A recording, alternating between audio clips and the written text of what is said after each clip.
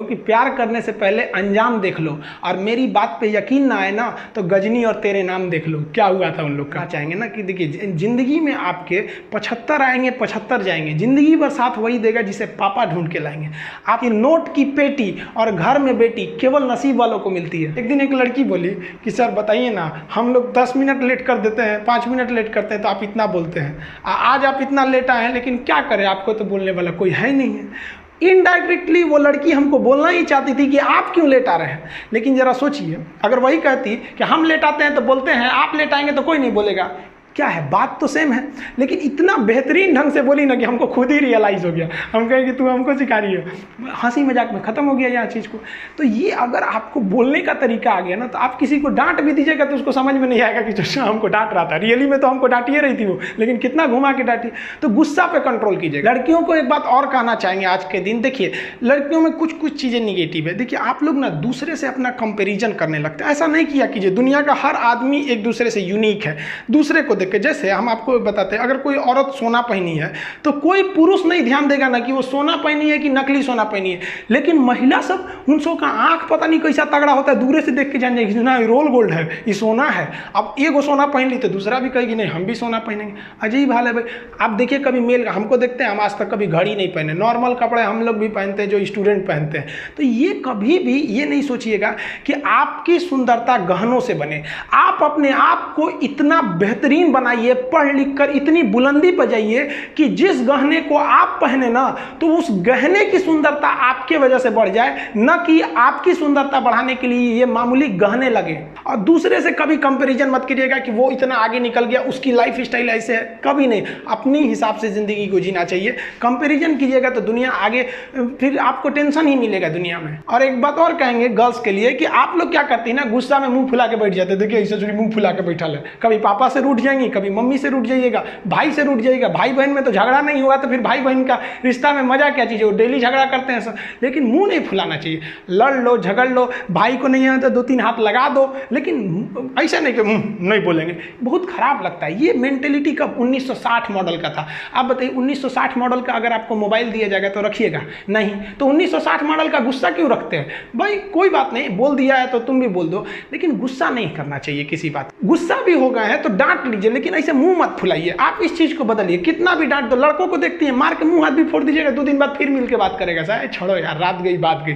तो ये मुंह फुलवल नहीं होना चाहिए। एक बात और कहेंगे कि देखिए आजकल क्या होता है ना, 2 भाई बहन में मान लीजिए झगड़ा हो रहा है, तो अगर भाई मान लीजिए बिना मतलब भी आपको डांट रहा है, अब भाई बहन से नहीं झगड़ा करेगा तब किसे। यही तो एक रिश्ते की खूबसूरती है भाई बहन की। वो उसको बोलेगा, वो उसको बोलेगा। कभी कभी ये जो मजाक वाला झगड़ा होता है कभी सीरियस हो जाता है, तो बहन भी बोल देती है, भाई भी बोल देता है। हम दोनों को कहना चाहते हैं कि जिसका देखिए कि अगर सामने वाला भाई है, मम्मी है या कोई भी है, ज़्यादा गुस्सा में है और बिना मतलब भी आपको बोल रहे हैं, तो चुप हो जाइए। कोई बात नहीं, जिंदगी आपकी आज ही थोड़ी ना खत्म होने जा रही है। आप उसको इंतजार कीजिए, अगले दिन या 2 दिन बाद जब गुस्सा शांत हो जाए तो खाना ले जाने दीजिए, और उस वक्त अपने भाई से पूछिए, तब रे तुम हमको कल क्यों बोल रहा था। अब क्या है कि अब आप उसको दुन्ना भी बोल दीजिएगा ना तो सुनेगा वो। लेकिन उसी वक्त जिस वक्त झगड़ा चल रहा था उस वक्त आप थोड़ा भी बोलिएगा तू में करके बहुत बढ़ जाएगा। अगर आप इस चीज़ को अपनी ज़िंदगी में आजमाइएगा, आपसे कभी किसी से कोई झगड़ा लड़ाई नहीं होगा। आज आप अपने घर पे हैं, कल को शादी ब्याह हो जाएगा, अपने ससुराल चली जाइएगा, वहाँ ननद मिलेंगी, ननद और भौजाई का झगड़ा तो पूरा भाई इस पूरी विश्व में प्रचलित है। फिर सास मिलेंगी, हस्बैंड मिलेंगे, किसी बात को लेकर तू मैं हो जाएंगे। ज़िंदगी में कभी भी अगर आपको कोई कुछ बोलता है ना तो इतना एकदम तुरंत मत जवाब दे दीजिएगा भाई। अगर बोल रहा है, परिवार के लोग ही आपको बोलते हैं, हम कभी जाएंगे किसी दूसरे को बोलने के लिए, जो अपना होता है उसी को बोलते हैं। तो थोड़ा सा रुक जाइए, 1 दिन 2 दिन बाद आप उससे ज़्यादा बोल लीजिएगा, वो सुन लेगा, लेकिन उस टाइम करिएगा तो फिर झगड़ा लड़ाई आगे बढ़ जाता है। और ऐसे होंगे ही नहीं कि किसी भी परिवार में या 2 रिश्ते में कभी झगड़ा लड़ाई ना हो। 2 बर्तन रहेंगे तो खनकेंगे, यही तो रिश्ते की खूबसूरती है। अगर कोई आपसे झगड़ा लड़ाई नहीं कर रहा है, कोई आपको टोक नहीं रहा है, कोई आप पर मतलब नज़र नहीं रखता है, मतलब उसको आपसे कोई मतलब नहीं है। आपका भाई तो आपको बोलेगा अरे क्या कर रही थी, क्योंकि आपसे उसको लगाव है। बाकी कोई मतलब है आपको क्या कर रही हैं, कहाँ थी, कोई मतलब नहीं रहता है। तो कोई आपको डांटता है तो आप उसको निगेटिव मत लीजिए, आप ये सोचिए कि उसको आपसे कितना लगाव है। और स्पेशली हम आज आप लोग से कहना चाहेंगे, लड़कियों लोग से, कि जो आप लोग उम्मीद लगा लेती हैं ना कि हम किसी से, तो ये उम्मीद नहीं रखना चाहिए। हम सबको ये कहना है, एक गलत कदम ना आपके पापा का, आपके भाई का सर जिंदगी भर के लिए नीचे कर देगा। कभी कभी देखते हैं कई लड़कियां गलती में आके जल्दबाजी में डिसीजन ले लेती हैं, किसी दूसरे के साथ भाग जाती है। ये सब कितना गलत है। कभी सोचेंगे बाप कितना तकलीफ होता है, बचपन से पाला, गोद में आपको चलना सिखाया उंगली पकड़ के, आप उसको कम से कम खुशी नहीं दे सकती तो आप उसका सम्मान तो नहीं छीन सकती ना आप लोग इसको। ये कभी नहीं कीजिएगा, क्योंकि अगर आप मान लीजिए कि किसी के साथ भाग जाते हैं ऐसे शादी ब्याह करके, आपको पता है 20 साल बाद भी ना अगर आपके भाई से किसी का झगड़ा होगा ना, तो आदमी क्या बोलेगा कि तू क्या बोलता है, तेरी क्या औकात है, तेरी बहन भाग गई थी। क्या यही दिन दिखाने के लिए एक भाई अपनी बहन को बड़ा करता है, एक माँ बाप अपनी बहन को अपना पेट काट के पढ़ाते हैं दूसरे को। इतना इस सब चीज़ को थोड़ा ध्यान रखिएगा कि कभी भी उस व्यक्ति की उम्मीद मत तोड़िएगा जिसकी आप आखिरी उम्मीद है। माँ बाप के आप लोग आखिरी उम्मीद है। कोई लड़का या कोई लड़की, हम दोनों को कहते हैं, लेकिन देखिए हम क्या कहते हैं, ये समाज जो है ना पुरुष प्रधान है। लड़का कुछ भी गलती कर देता है, लोग उसको उतना नहीं बोलते हैं। लड़की से थोड़ी गलती हो जाती है, पूरी समाज चढ़ जाता है। ये हमारे समाज का एक रवैया चलते आ रहा है। बारिश होती है तो बारिश को थोड़ी ना रोक सकते हैं, छाता लगाते हैं। तो इस चीज़ का बाबू जरूर ध्यान दीजिएगा।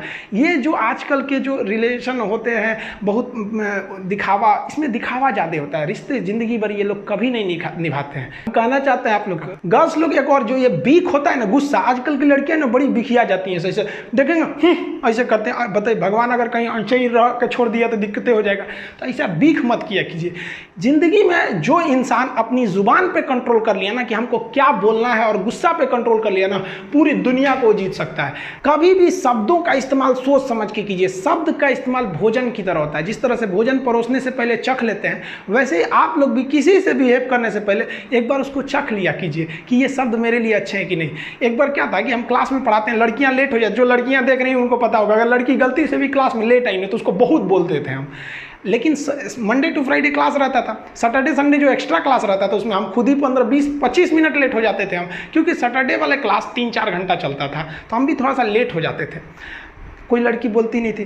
एक आप दुनिया में कभी किसी को खुश नहीं रख सकते हैं, और आप कितने बुलंदी पे चले जाएंगे ना, लोग आपको गाली देने वाले मिलेंगे ही। आप राष्ट्रपति से लेके देखिए, आप नरेंद्र मोदी से तो बड़े नहीं ना हैं, प्रधानमंत्री, उनको भी आपको देखिएगा गाली देने वाले मिलेंगे सब। आपको हम अपना एग्जाम्पल देते हैं, हम इतना मेहनत से चाइना बॉर्डर पे क्या हो रहा है, कहाँ क्या हो रहा है, इतना बेहतरीन ढंग से आपको बता देते हैं कोई भी चीज़ को।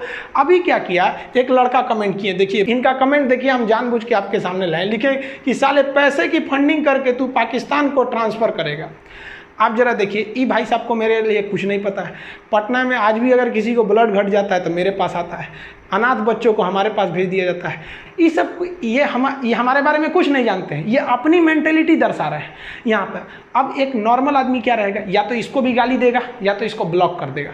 हम ना इसको गाली दिए ना इसे ब्लॉक कर दिए, इनको आराम से जवाब दिए कि भगवान ना करे बट लाइफ में आपको कभी मेरी हेल्प चाहिए हो तो बोलिएगा। आई एम इंडियन मुस्लिम, मुझे आपसे देशभक्ति की कोई सर्टिफिकेट नहीं चाहिए। आप बताइए, आप 100% कभी किसी को सेटिस्फाई नहीं कर सकते।